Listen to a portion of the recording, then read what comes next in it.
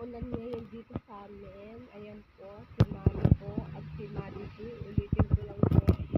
Yung malaki po ay si Mari po at yung maliit ay si Mari po. Pangalawang araw po nilang magkasama. Medyo kakakain lang po niyan. Kaya po sila ay nagpapahinga. Medyo pagod po at gawa po ng ito nga pong si Madi ko ay makulit. Sobra niya pong kinukulit si Mari ko.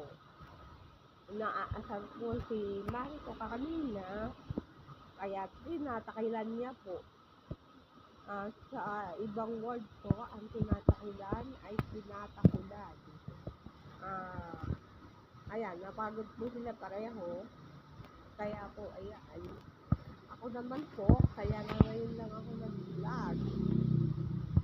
Nilinis po ang kanilang pinagkainan. Ayun po. Ang isa. At ang pangalawa ay nasaan yung isa? Siguro po nasa ilalim ng kotse. Hindi sure. Hindi po ako sure. Now lang po ko nagtatry mag-vlog kasi po na-inspire po ako sa dalawang asong to. Natutuwa po ako sa kanila. Kanina nga po nasa sermonan na agad-agad.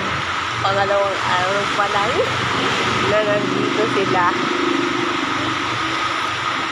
Kasi yun daw pong isa kalat ang dumi. Kalat naman sadya. Ang sarap pong matulog. Kahit po nag-alarm ako, hindi po ako nagigising. Ayan po. Napagod nga po si Madi ko. Ayan. Ang sarap ng tulog. Makulit po talaga yan. Si Madi po.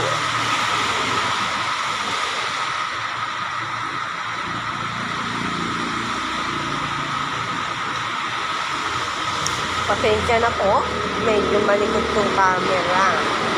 Kasi, tawag dito, may ano na po yata yung kamay ko. Ang tawag ko po doon, yes, lalay before. Pero ngayon po, ang tawag po ay